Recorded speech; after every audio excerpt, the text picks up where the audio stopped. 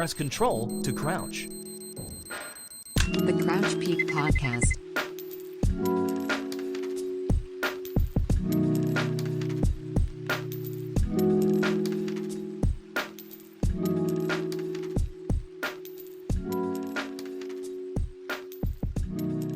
Hello and welcome to another episode of the Crouch Peak Podcast, as always hosted by yours truly, Lucas at RBM.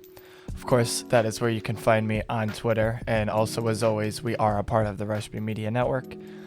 This episode, we are keeping our focus on the North American region, specifically for the upcoming playoffs for the season 39 of North America's ESEA Premier that will be going on starting today. So this season started back on November 2nd with 18 teams split into two groups of 9, and each team in the group played one another one time, so 8 games total.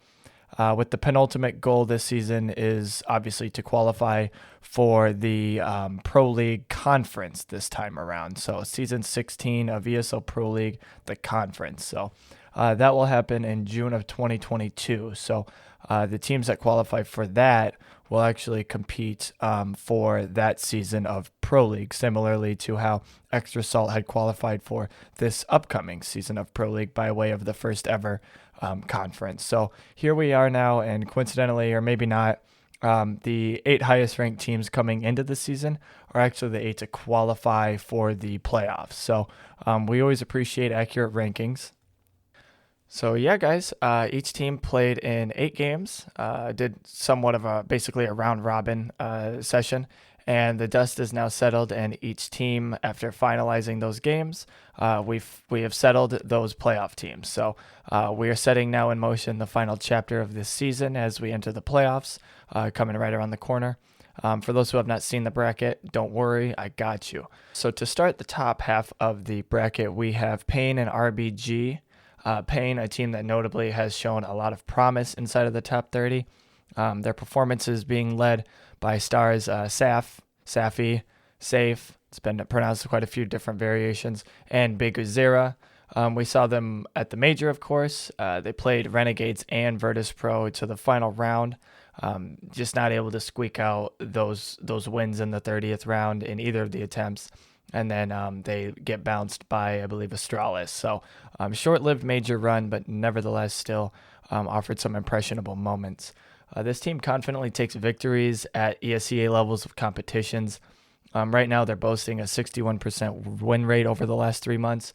This also includes their major attendance, where they lost pretty much every match. So pretty impressive win rate, honestly. These guys are right now pretty far ahead of most of the teams in this bracket, and in other facets are looking for a staple win over some tier 1 competition to get that next step up in elevation. As far as competition is concerned, they are definitely looking for a pathway to hitting that tier 1 level, and certainly them alongside a couple other teams in this tournament are certainly very prepared for that challenge. And when we look to the other side of this matchup, we look to RBG, a team that mostly operates in an entirely different space than Payne outside of Premier. When you compare the two lineups, and in particular the events that they've played, 4 of RBG's 12 events so far together with this particular lineup are cash cups. So that's a whole third of the events played, which nothing in particular wrong with it. But when you're comparing the attendance their attendance at events versus Payne's attendance at a Blast event, IEM RMR event, the major, they're just in 2 different categories in that regard. So right now, this team is rounding out its second season of Premier together, and regardless of my aforementioned comments, they did place 3rd in the previous season. So they're not slouches in any regard as far as this level is concerned. How they will fare against Payne, obviously that is up next to be seen. Right now, the team is sitting dead even at a 50% win rate. And of course, they're up against one of the 2 toughest teams left in this event. And, the 2 teams have played each other 11 times this year, and RBG managed 1 singular map victory. So, it doesn't look likely, but Can't count these guys out. They are a playoff team, so of course we're going to give them a puncher's chance. Every team here has a puncher's chance to win this event, so that's why they're here in the first place. Of course, just when we're chalking up this first matchup, this one, as far as upset probability, does seem fairly unlikely, but certainly going to be a test for RBG, and who knows, this could be an upset to set the tone of the competition right away. Online CS, North American CS, you never know how it's going to go. Following that match, well, actually, not following. All matches will be played at the same time to start this tournament. But next match, as far as the bracket is concerned, the second match on the top half of the bracket, very interesting as a matchup. We have two bona fide premier teams, Team 1 and ChocoCheck, kind of like RBG and Pain, similarly in different stages of trying to find themselves, trying to find that next level. Certainly when compared to Pain, these guys are a ways away from that. Between the 10 players here, there's really no doubt in my mind and in most people's minds that Malbs is the standout player here. Certainly the best player on Team 1, has garnered some attraction as far as like higher level competition is concerned. Certainly proved himself to be worthy of higher opportunities, I will say. Representing Guatemala, he's shown his ability at this level, at top levels. Team 1 hasn't really chalked up a big win against fellow top team. Similarly to Pain, they're also looking for that big win, but Malbs in those moments has really showed his individual skills. So look for that guy to have not only a good 2022, a good end of this year, but a good career moving forward.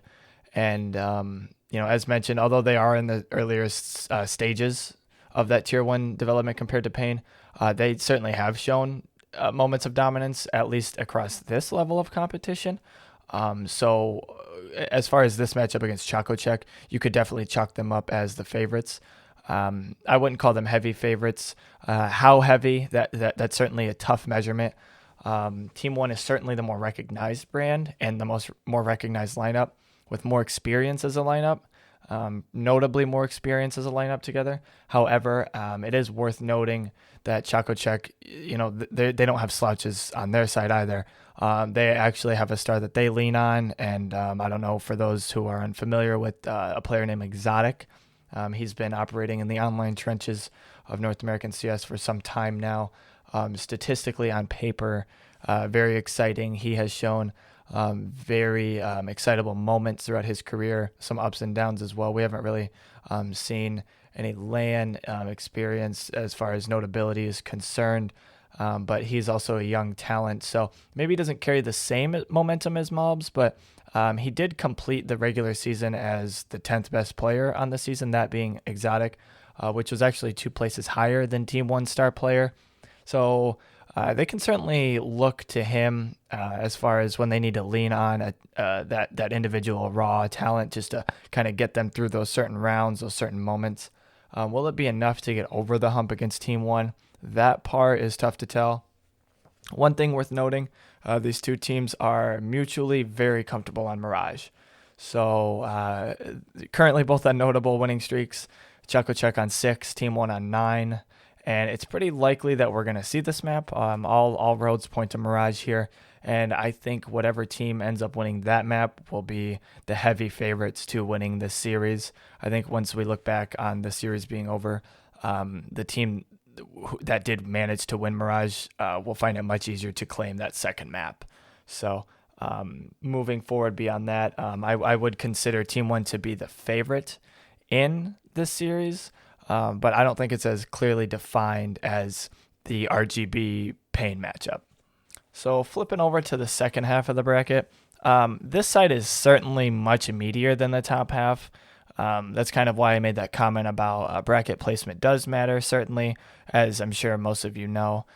Pain certainly is a favorite to go through to win the whole thing, but this bottom half is certainly more competitive than that top half.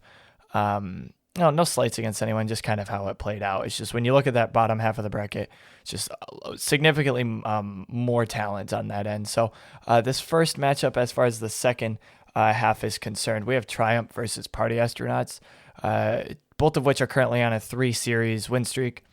Triumph has shown certainly some exciting things this season.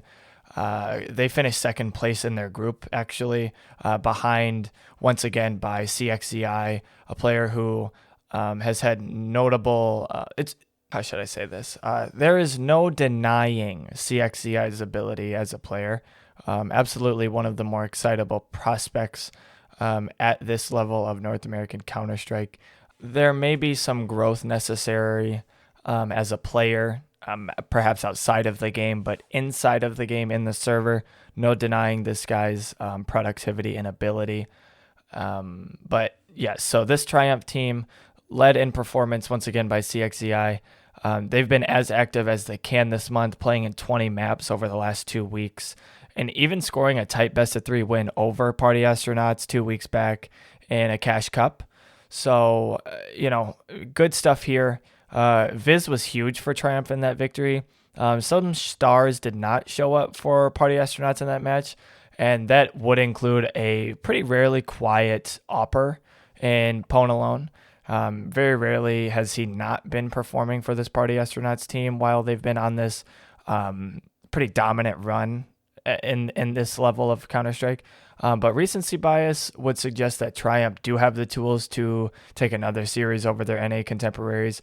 Just when you look at the most recent results and the fact that they were able to edge out 2 really close maps, honestly, over that best-of-3.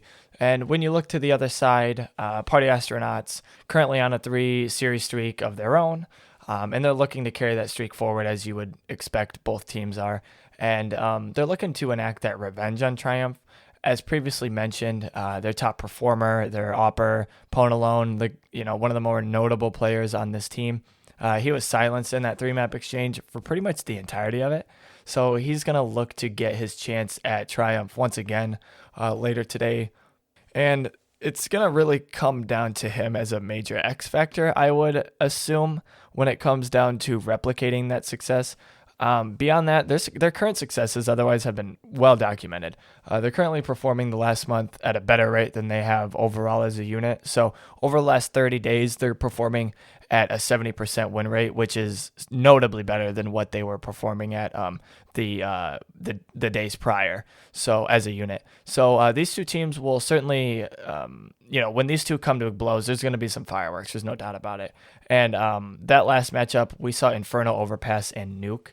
Based on their maps played, their pick ban tendencies in that match, and the matches after, the matches before, just surrounding that series, it's fair to assume that we will likely see a variation of those 3 maps. Maybe not necessarily in that order, but it's pretty likely we'll see those 3. Dark horse pick Mirage could potentially get thrown into that mix. And that's really going to come down to if Triumph want to leave Mirage out there. They often like to leave it for the second ban, but they have successes in it. It's just that so do Party Astronauts. Do they want to opt for a Mirage play? I don't see it happening, but it is possible. But again, they're both very comfortable on that map. So when you look at Mirage and Inferno, the gap appears to be more favorable for Triumph on Inferno. So they are better on Inferno versus Party Astronauts than perhaps they would be on Mirage. So it's likely we will see Inferno overpass Nuke with that dark horse of Mirage. So we'll see how that goes, but that's kind of where my brain space is. On paper, based on numerics alone, the logic suggests that Party Astronauts take this series, but then of course you have to factor in that series victory from Triumph, at that previous last Cash Cup. And that is huge in that consideration. The deciding factor for all of this is going to be what kind of performance will Ponalone bring to this series. Will it emulate that best of 3 that was previously enacted? Was that a byproduct of Triumph's team performance and overall game plan?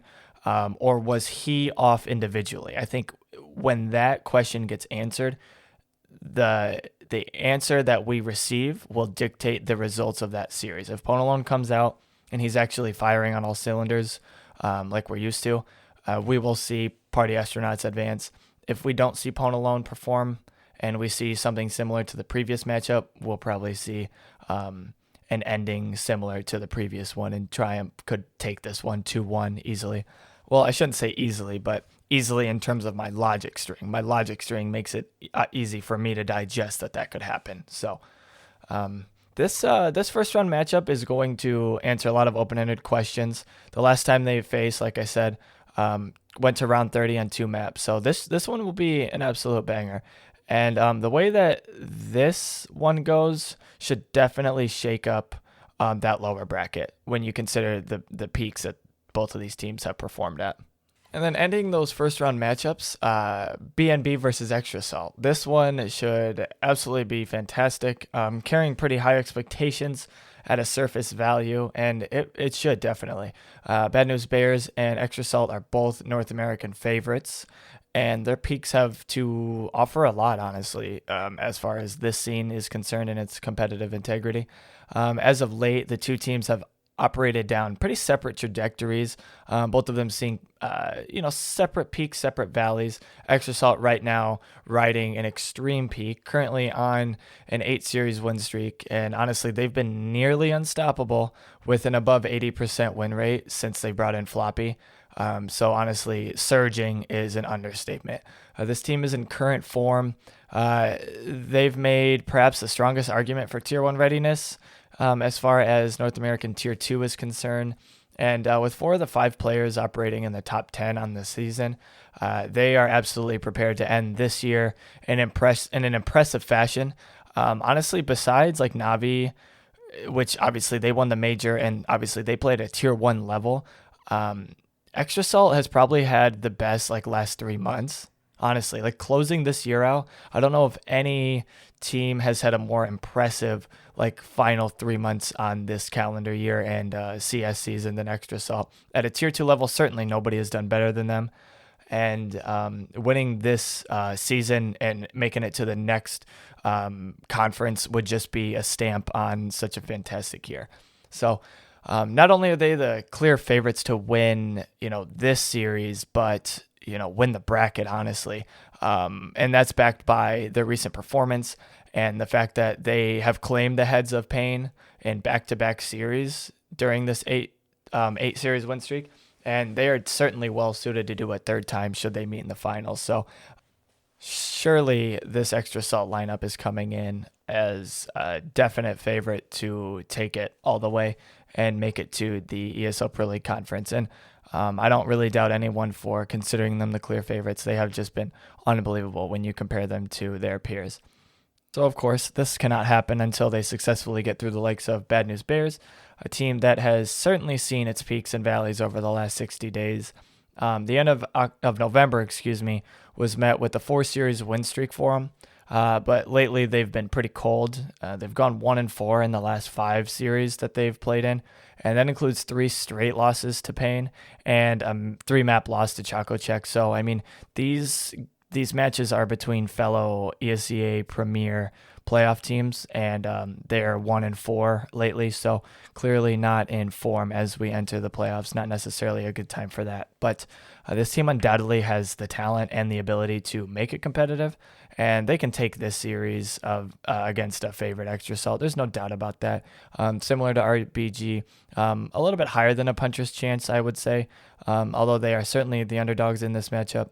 Bad News Bearz have absolutely the ability to take it to Extra Salt. I do like the players. I do like everything about this organization and what they've created from a foundational level. It's just that Extra Salt is just on a different level. So again, they do have a puncher's chance. They do have higher than a puncher's chance.